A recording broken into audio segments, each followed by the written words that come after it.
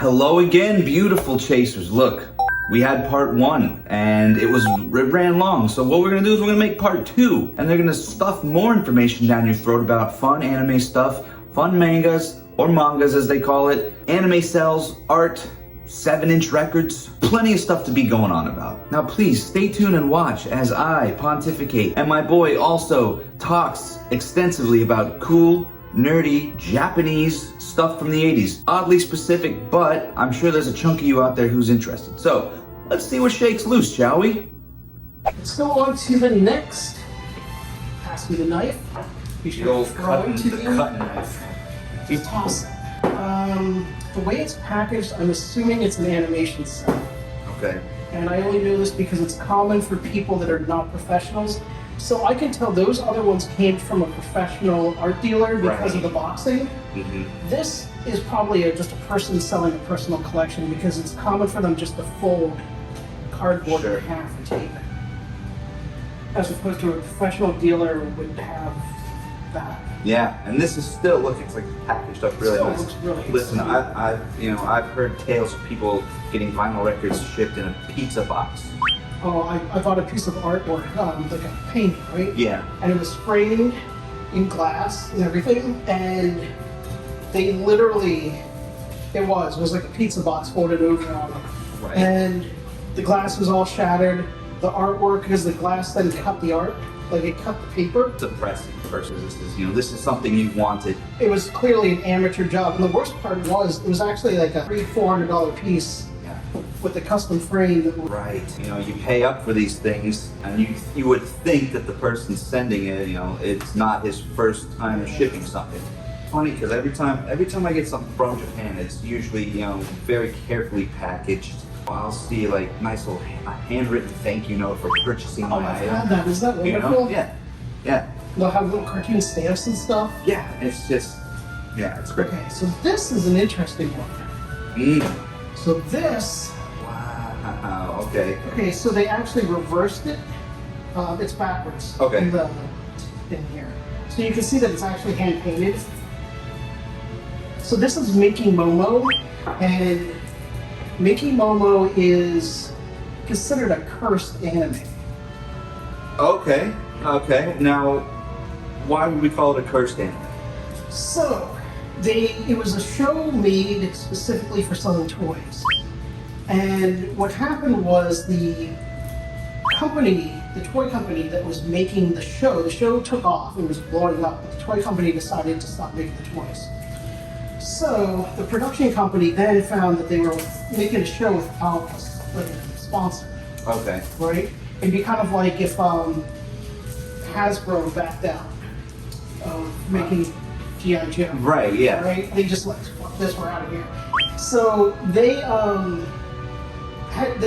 the studio was like, well, we have to end the show. So they killed her off by having her get hit by a ambulance. And they actually showed it. And this is a little kid show.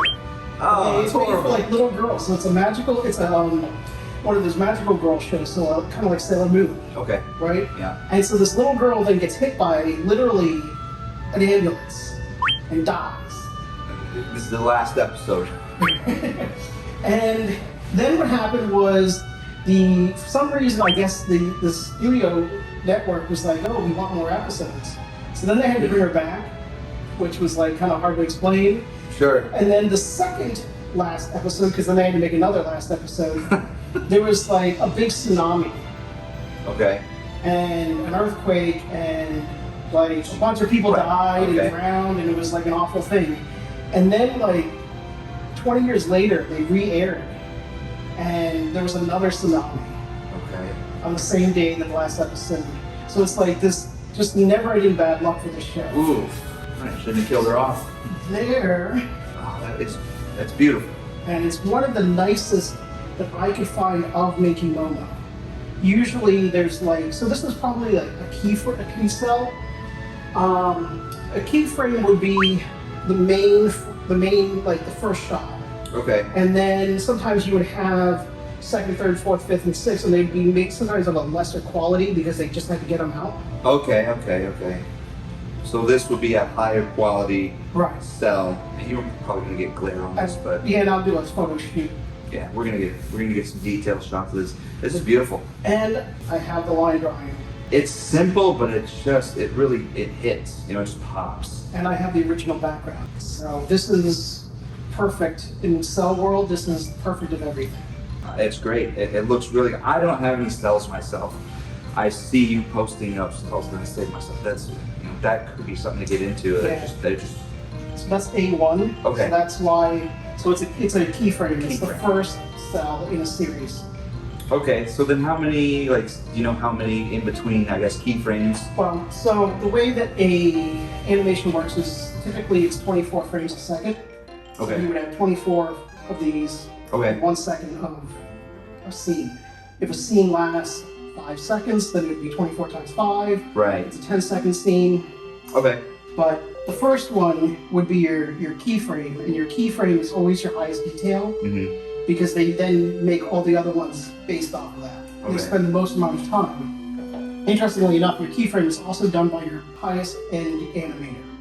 So whatever your most experienced animator will only do keyframes. Oh, okay. So I'm gonna go ahead and guess that a keyframe has a little more value to it It than has say. more value than a number 86. Okay. Well, that's a killer. It's a killer keyframe. So that is beautiful. All right. Next. This is another Nickelodeon classic. So anybody who's an old schooler, if you grew up on Nickelodeon in the 80s, the early 90s, you will recognize this. It is Belle and Sebastian. Ooh. Okay. Now we're not talking about the indie band. It is actually an interesting fact. The indie band was named after the TV show. Nice, nice, nice. Let's take a look. This is a little vinyl. It's a 7-inch vinyl, okay, also known as a 45. Like with the last vinyl we saw, this one's probably going to look pretty pristine too. Let's take it out. Now look, they did a really good thing. They shipped the record outside of the sleeve because sometimes you get little seam splits, as we call them. They shipped it outside of the sleeve, so that's going to avoid that. But look at this. Again, great detail. Got a date on it. Should be 84-ish, 83. 1980 maybe? I think. Looks like 80, yeah, 1980. I watched a couple episodes of this, and I love it. The late 70s, early 80s anime, the music, it's spot on. It's very relaxing. It was a very slow-paced, relaxing. I remember I used to watch it when I wanted to go to sleep. Ooh, It was just like a very almost a bedtime. just something to fall asleep to, yeah. So an interesting fact about Belle and Sebastian. So it was actually made by the same animators that did World Masterpiece Theater. Okay. World Masterpiece Theater is the same people who became Studio Ghibli later. So a lot of the same people that are early Studio Ghibli actually made this. And it has a very similar look to the World Masterpiece Theater shows and also to the early Studio Ghibli stuff. Killer. Yeah, and it just looks like rich in color, and there's an attention to detail there for sure. Now, unfortunately, I was watching these episodes on YouTube, which was horrible. Yeah, so Quality. a lot of these, here's the interesting thing. So a lot of these shows were never released on DVD or Blu-ray for whatever reason, right? Licensing, sometimes I just don't think that there's a market for it anymore. Yeah. I've been kicking around the idea of importing Laserdisc I think I saw you say something about getting laser discs. because the quality is just so much better. If you Sure. try to watch a 30-year-old VHS, it's fucking abysmal. It's Right. just- You gotta get a VHS player, it's Well, tape, so it's gonna. there's just natural degradation Yeah. from a 30-year-old tape. It's Yeah. magnetic, just from aging. Yeah. Quick question. Mhm. Are you a dubs person or a subs person? Yes, on both. Yeah. And the reason being is sometimes when I'm feeling lazy, I just want to watch a show Okay. and I don't want to read. Fair? And there are times like if I'm watching, it's like late at night, it's been a long day at work, I just don't want to read shit. Just to be real on that. I'm a dubs person. I get roasted. I get raked over the coals for it, but Sometimes I want to see the original Japanese, Yeah. But there are other times, particularly if it's a show that I grew up with, and my memory is watching Nickelodeon in 1988. Sure. I want to watch it the way I watched it. There you go. So, but there are other times, yeah. This one's interesting. So this is Unico. Unico. It's a kid's book, probably early 80s or late 70s, I want to say. So the interesting thing about Unico is this is actually a Sanrio character, but it's also made by the same guy who did Astro Boy. So it has dark stuff. So Tezuka, who did Astro Boy, was known for doing more dark, serious work, but somehow he convinced Sanrio to produce it. So Unico kind of got dumped because it is not like Sanrio whatsoever. Sanrio being Hello Kitty, Batsumaru, all of those cutesy characters, everything's kawaii and super cute, which Unico is. But what makes this really strange is half the movie, he's crying, he's getting made fun of, there's demons, they're trying to kill him. Yeah. It's really not like a kid's show. Yeah, so from the, I briefly watched like a recap of the video, and it was basically saying like the gods casted him out because he was too happy, and happiness needs to be earned. So he's going on like this odyssey of like, he's come from already being a happy person, and he meets like this demon, and he gets his powers taken away. He gets his powers taken away, and what's interesting is the second he becomes happy, the gods come and snatch him up and then remove him and take him to another place and erase his memory. And so he has to start again. So he's like not allowed to have friends. Right. And what did he do? He just existed. He just existed for being cute. So it's such a strange anime. They made 3 of them. It's a brilliant series. So definitely watch Unico sometime. What's really funny is Sanrio couldn't help it, but they throw Hello Kitty in, and Hello Kitty does make an appearance. For like 3 seconds. A cameo. It's really out of nowhere, and you're like, wait, was that Hello Kitty just like floating by? Right. Like seeing E.T. in a Star Wars movie. Yeah. Just slap it in there for no It's reason. just there. Now, did they just lend their name to it, Sanrio? No, so Sanrio actually in the early 80s tried to expand. They were kind of figuring themselves out.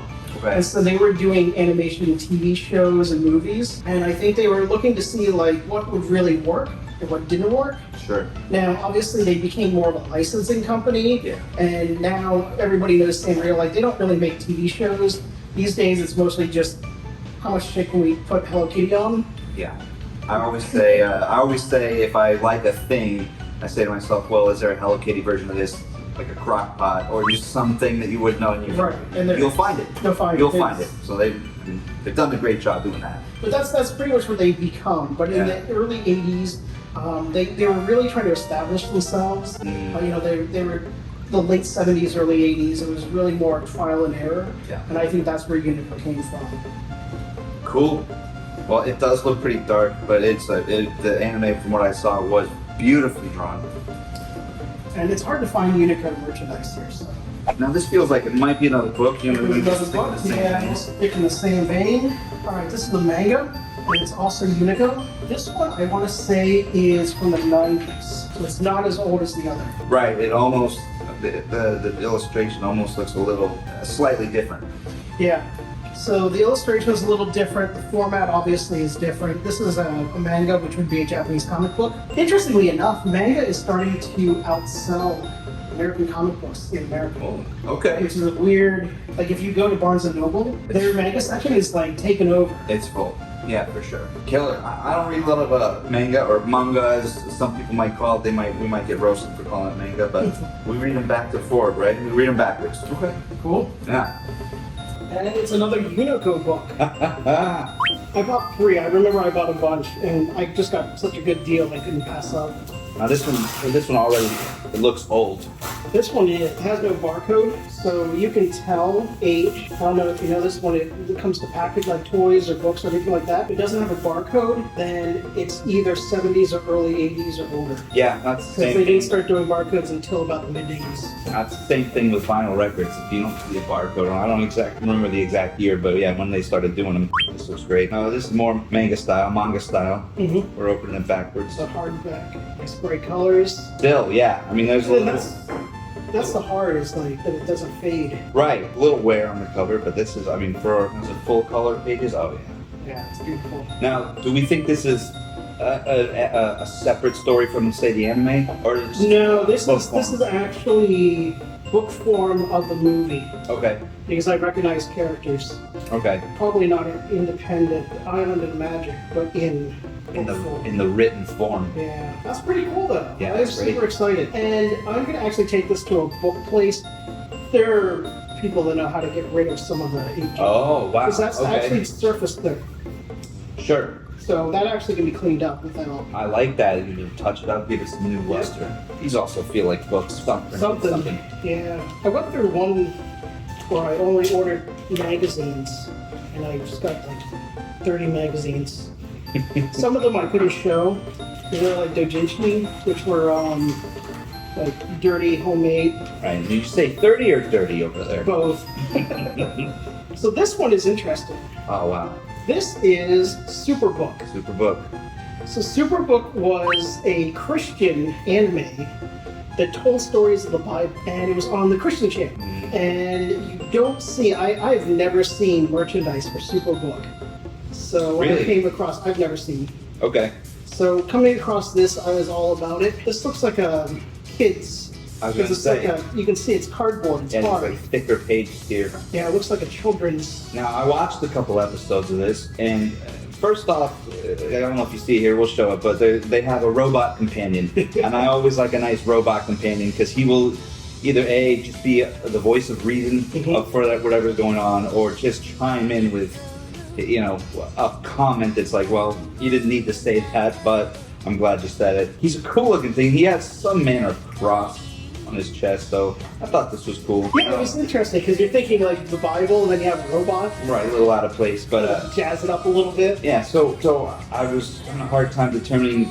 They open the book and they go to the past, or they'll relive a story. Like the one I watched was Cain and Abel. Right. Do we know if they get sucked into the book and they're actually there, or we're just supposed to believe that? They go into the story, then they come back. So it's not like they're stuck. It's not like a broken time machine or anything. Sure. And it was very anachronistic in the sense of like they were talking about, you know, modern type things while they were there, and whoever was there was also going along with it. So all in all, this was really good. I like the way the characters are drawn. Yeah, it's just a very different show. And it's one of those, I think, just about every kid, we all recognized it because it was also probably one of the only palatable shows. I mean, that Davy and Goliath, I think, Sure. was on the Christian channel when you're a little kid and you're looking for something fun. This and Davy and Goliath, obviously Davy and Goliath became pretty iconic with the dog. I would say so, yeah. Claymation. So this was fun. All right, home stretch. 2 pieces left. Now that, I know what that is, and actually that's a good one to end on. But I would have to say that's probably the most valuable, hands down. Ooh, okay, big finish. Big finish. I don't remember ordering this.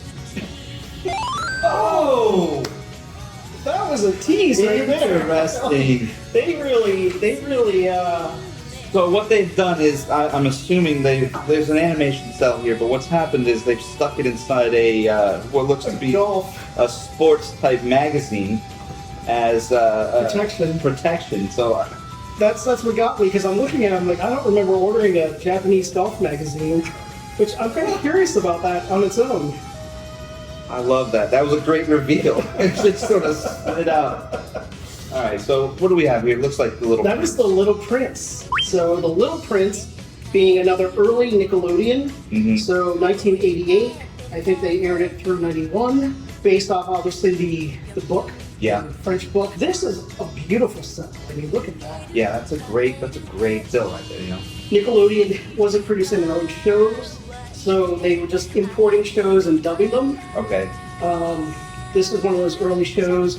Little Prince, Noozles, Adventures of the Little Koala, Belle and Sebastian, Maya the Bee. So I am super excited. This is actually what I thought that was. Oh. So this is actually, I paid a fair amount for this. Okay. And I am super excited because coming across Little Prince stuff is like next to impossible.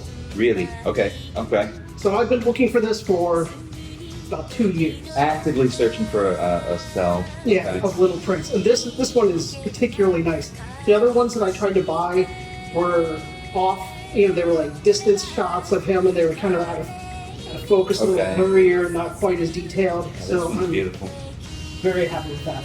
And it's not a keyframe, but it is a beginning. So it's A3, so it is the beginning of an episode, but Okay. it's the third in the series. So then if you see A1, that means that's It's a key sound. the first frame. Okay. Right. That This was is the great. third frame in the first.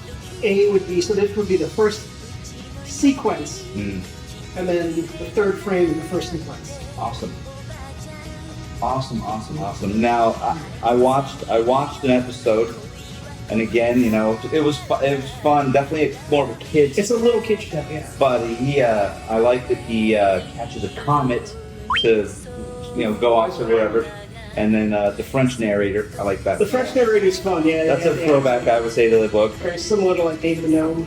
Yeah, absolutely. Cool. So the last one, this also looks like a cell. Everything's handwritten. Okay, so this is also from Sakura Wars. And you have cell and then the hand-drawn animation piece. So again, C6, so that'd be the third scene, sixth frame. Okay, so the letter indicates the scene, so the order that the show is in. Right. And that one's the condition's a little rougher. You can see some little spotting from they probably scored it originally with other cells. Okay. And so there's paint fragments from The previous cell. other cells that were stacked on top of. Okay, this is good. We'll get close. I got a really good price on it. So the Sakura War ones, I want to say, I spent something like $5-6 for. Oh, wow. They were so cheap I couldn't pass them up. Yeah. And I have the entire series on DVD. Mhm. So I was like, well, I own the series. I can get the cells. They look pretty good. Yeah, I can get them really cheap. Might as well. that's great. So there you have it. Friends, we've reached the end of the gifts, the prizes, the Christmas in the middle of June, if you will. And bonus golf magazines. Yeah, I love that. That was a great reveal. That was awesome. I love that. Cool. Well, thank you, everybody. And feel free to watch some of our other videos. We will be sharing this. It will be both on my channel and also his as well. Maybe some different edits or whatever else. But definitely check out his channel. Thank you guys so much for taking a look. A little different style of video today. You know, normally I do video games, but hey, I'm not above some other cool stuff, especially if it's Japanese, because I love Japanese stuff. So, we'll see you guys in the future. Until then, my beautiful chasers, and keep chasing them. There you go. See you around. Whoa, wow, what a rip-roaring ride that was. Man, I can't believe we made it all the way to the end. It is phenomenal. Thank you guys so much. I know it was a lot to digest, but there's some really good stuff to be learned. So, please, again, like the channel, subscribe. I'm here for you. I need to hear from you because I like you guys. I really do. I feel like my hair's doing a weird thing where it's sticking out here. It's viewers like you that make this possible, so please keep coming back for more. Leave comments, I'll answer them. I'm here. I am dialed in. And on that note, my beautiful chasers, I will see you in the next one. Rad Chaser is out of here. I love Rad Chaser. He is handsome and smart.